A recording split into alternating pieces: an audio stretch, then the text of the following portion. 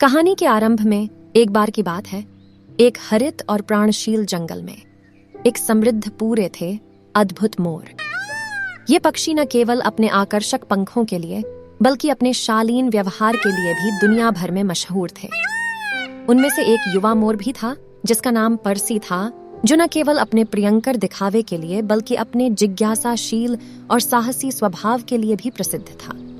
पर्सी अपने साथियों से भिन्न था, जबकि उनके साथी अपने दिनों को संवारने और उनके प्रकाशमान पंखों की प्रदर्शनी करने में व्यस्त रहते थे। पर्सी का ज्ञान की प्राप्ति के प्रति अतूर प्यास थी और उसकी दुनिया को बाहर की ओर खोजने की जो अग्नि उसमें जलती थी। वह अक्सर बाहरी दुनिया के बारे में सवाल पूछता था और दूरभागी भूमियों के सपने देखता था। उनके वरिष्ठ लोग हालांकि यकीन नहीं करते थे कि उनका जंगल सबसे खूबसूरत जगह है और पर्सी की जिज्ञासा को नकारते थे। वे उससे कहते थे, पर्सी, हमारे पंखों की सुंदरता और हमारे जंगल की सुखदता ही हमें चाहिए। बाहरी दुनिया विशाल और खतरनाक है। उनकी सावधानियों के बावजूद पर्सी की निरंतरता और बढ़ गई। एक दिन उसने अपना निर्णय लिया कि वे जंगल से बाहर की ओर यात्रा पर निकलेंगे, अपने साथी मोरों की चेतावनियों के बावजूद। जैसे ही उसने अज्ञात की दुनिया में कदम रखा, उसने विभिन्न चुनौतियों का सामना किया। उसने कठिन मौसम, अपरिचित प्राणियों और आत्मसंदेह के पलों का सामना किया, लेकिन पर्सी की अविरत आत्मा ने उसे आगे बढ़ने में रोका नहीं।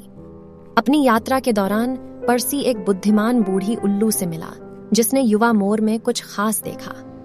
उल्लू ने पर्सी को मार्गदर्शन प्रदान किया और अपनी खुद की यात्राओं की कहानियां साझा की।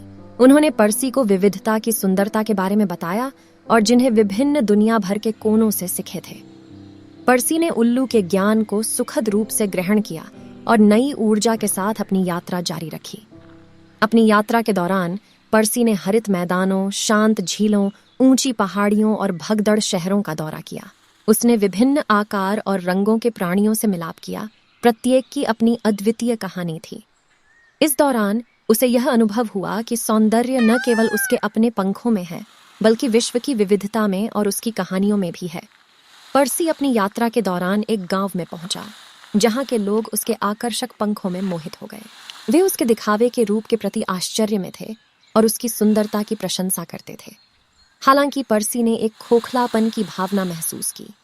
उसे गहरी संवादनाओं और मानवीय वार्ताओं की तलाश थी।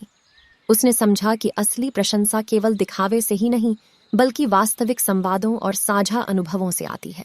पर्सी की यात्रा अंत में उसे उसके जंगली घर तक ले आई। वह नई कहानियों, सिखों और प्राप्त की गई ज्ञान के साथ भरी हुई दिल के साथ लौटा। उसके साथी मोर उसे खुले पंखों से स्वागत करते हैं, उसकी यात्राओं की कथाओं को सुनने के लिए उत्सुक होते हैं। जैसे ही पर्सी ने अपने अनुभव साझा किए, उन्होंने दिखाया कि विभिन्नता को ग्रहण करने, ज्ञान प्राप्त करने और परिचित और अपरिचित की सुंदरता की महत्वपूर्णता क्या है। समय के साथ पर्सी की बातें बाहरी दुनिया की यात्रा करने के लिए उनके साथियों को प्रेरित करने लगीं। उन्होंने सीखा कि जबकि उनका जंगल सचमुच सुंदर था, तो पूरी दुनिया के हर कोने में सौंदर्य मिल सकता है। मोर अन्य प्राणियों से जुड़ने लगे, कहानियां साझा करने लगे और ज्ञान में बढ़ने लगे। पर्सी की यात्रा ने उसे ही नहीं बल्कि उसके समुदाय को भी बदल दिया। वह जंगल, जिसे कभी उनकी पूरी दुनिया थी, अब पूरे प्लैनेट की विशालता को समाहित करने लगा था। मोर अपनी विविधता में एकता को अपने आप में मिला दिखाते थे, याद दिलाते थे कि असली सौंदर्य न केवल दिखावे में है, बल्कि जीवन की साझा यात्रा में है।